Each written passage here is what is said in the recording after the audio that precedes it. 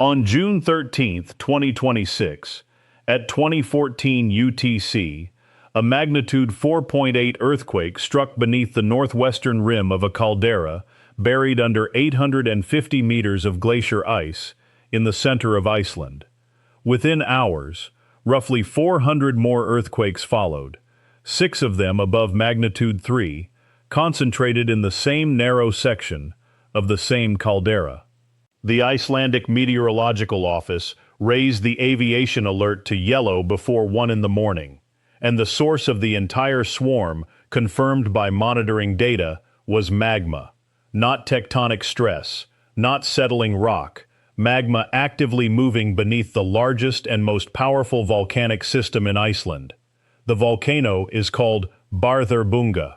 And the reason scientists are watching it with a level of attention that goes far beyond what most earthquake swarms normally warrant has almost nothing to do with the shaking itself.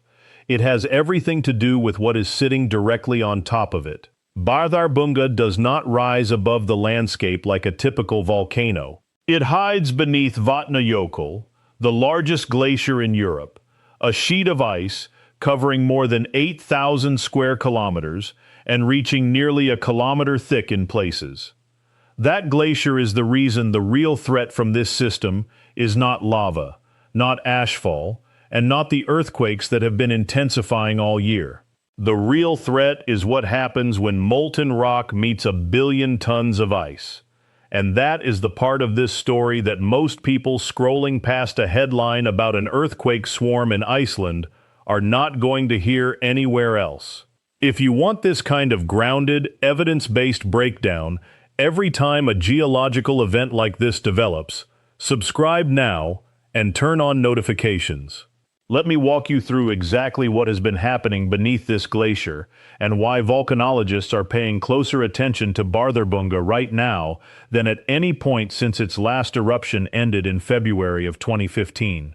That eruption, the Holuhraun event, was one of Iceland's largest in centuries.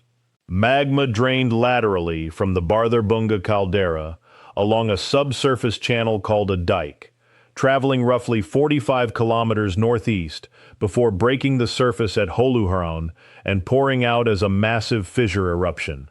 Over 6 months, it produced a lava field covering 85 square kilometers, larger than the entire island of Manhattan. But the eruption did something else. As magma drained out from beneath the caldera floor collapsed. It dropped roughly 65 meters, approximately the height of a 20-story building, sinking into the void left behind by the departing magma. That collapse was one of the largest caldera subsidence events recorded anywhere on Earth in modern monitoring history. And ever since February 2015, the moment the eruption stopped, the system has been doing one thing consistently and relentlessly. It has been refilling. Geodetic instruments measuring ground deformation beneath the ice have recorded a steady, long-term inflationary trend. The caldera floor has risen approximately 30 meters from its lowest point. In plain terms, about half of the void created by the 2014 collapse has already been repressurized with fresh magma accumulating from below. And the pace of that inflation has not been constant. It has been accelerating. In 2024 alone, 4 earthquakes of magnitude 5 or greater were recorded beneath the caldera. In January of 2025, a significant earthquake swarm prompted the aviation code to be raised to yellow temporarily. On January 31st of this year, a magnitude 5.3 earthquake struck beneath the caldera. And then on June 13th, the most intense swarm since the Holuhraun eruption itself tore through the northwestern caldera rim in a single night. Think about that sequence as a pattern rather than as isolated events. 2024, 4 magnitude 5 or greater quakes. January 2025, a swarm large enough to raise the alert. January 2026, a 5.3. June 2026, 400 earthquakes in under 12 hours, the strongest swarm in over a decade. Each episode is stronger or more concentrated than the last. And the Icelandic Meteorological Office has stated explicitly that the observed seismicity is consistent with increased pressure caused by magma accumulation that has been ongoing since 2015. Now here is why the location of this magma matters far more than its volume alone. Bárðarbunga is not an ordinary volcano. Its fissure systems stretch for roughly 190 kilometers across central Iceland, the second longest volcanic system in the country. One of those fissure swarms, the Veidavotin system, extends approximately 100 kilometers to the southwest.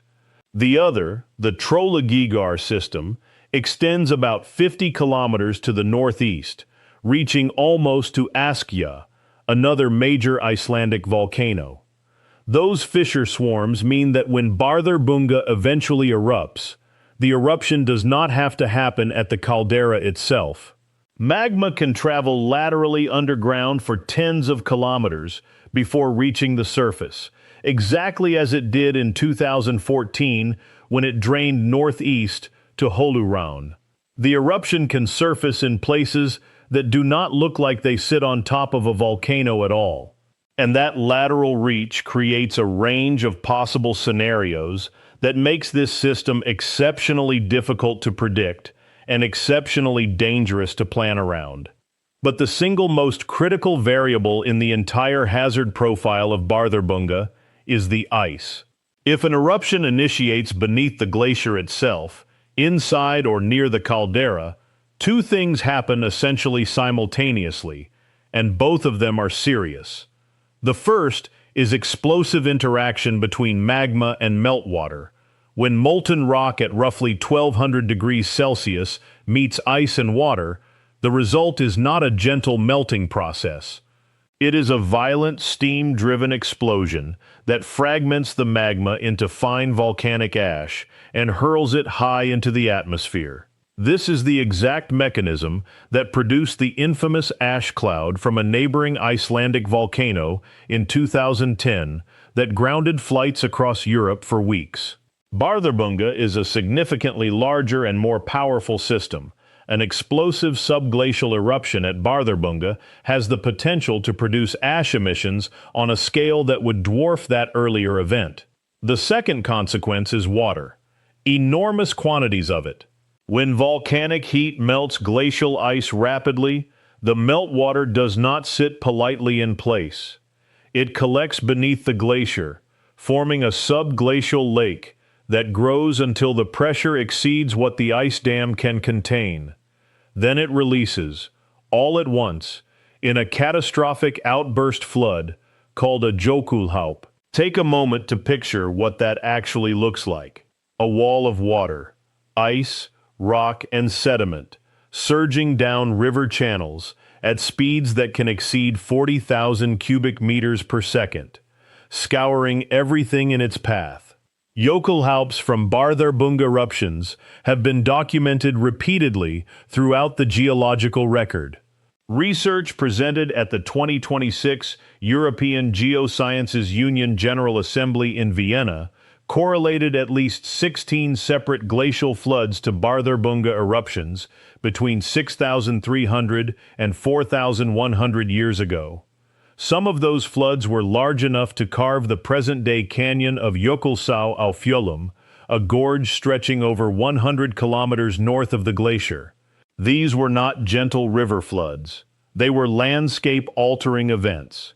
And the river systems that would carry a modern Jökulhlaup from Bárðarbunga pass through areas with roads, bridges, power infrastructure, and in some corridors, inhabited communities.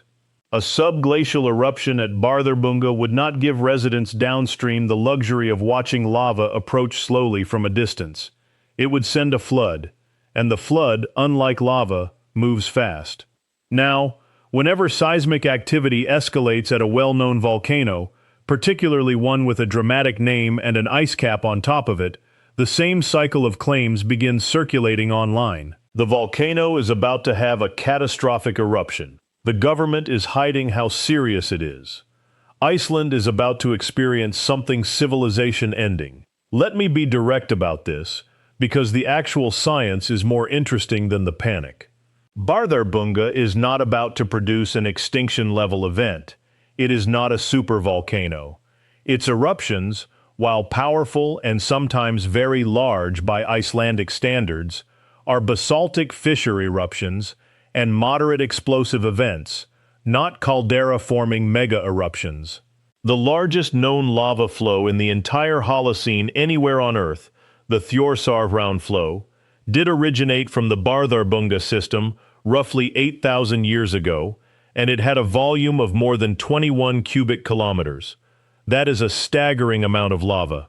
But it was an effusive outpouring, not an explosive catastrophe, and it occurred on a timescale of weeks to months.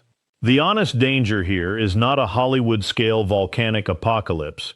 It is the specific combination of magma and ice producing simultaneous ash disruption to aviation and catastrophic flooding to communities downstream, potentially with very little warning between the start of an eruption beneath the glacier and the arrival of floodwater at the first inhabited areas. That is a real, documented, physically modeled hazard, and it does not need exaggeration to be taken seriously. So what are scientists actually watching for? The Icelandic Meteorological Office has stated that several scenarios are possible. Magma could continue to intrude laterally through dikes and erupt outside the glacier, as it did at Holuhraun, producing a large but manageable lava eruption with minimal ash. Alternatively, an eruption could initiate within the caldera itself, beneath the ice cap, which would trigger the explosive ash interaction and the Jökulhlaup scenario. Or the system could continue to inflate and produce periodic seismic swarms for years without erupting at all. The IMO has been explicit that it is difficult to predict how activity will develop at this point. What they can say is that the inflation is ongoing, the rate has been increasing, and the swarms are getting stronger. The volcano has been inflating steadily for 11 years and has now recovered roughly half of the volume it lost during the Holuhraun caldera collapse. The caldera is, in effect, reloading.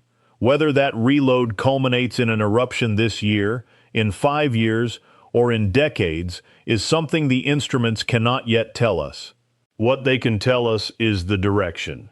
And the direction at every measurement station around Bárðarbunga is up. Iceland monitors its volcanoes with one of the most sophisticated seismic and geodetic networks anywhere on the planet. The country has an established civil protection system, tested repeatedly by the Reykjanes Peninsula eruptions that have occurred 9 times since 2021. Contingency plans for a Bárðarbunga eruption were developed and refined during the 2014 crisis and remain in active use. If and when this system does erupt again, Iceland will not be caught off guard, but the people living downstream of Vatnajökull and every airline routing flights across the North Atlantic should understand what is sitting beneath that glacier. A volcanic system that has been quietly rebuilding pressure for over a decade, producing the strongest earthquake swarms in 11 years, and whose next eruption will be shaped entirely by a variable that no one can control: the thickness and position of the ice sitting between the magma and the sky. The ground beneath Vatnajökull has been rising steadily since the day the last eruption stopped. The earthquakes are getting larger. The swarms are getting more frequent. And the glacier above, 850 meters of ice pressing down on a caldera that is slowly filling with molten rock, does not care about aviation schedules, downstream communities, or the difference between a manageable lava flow and a catastrophic flood. It only knows the pressure building beneath it. And that pressure, after 11 years of patient accumulation, is still climbing.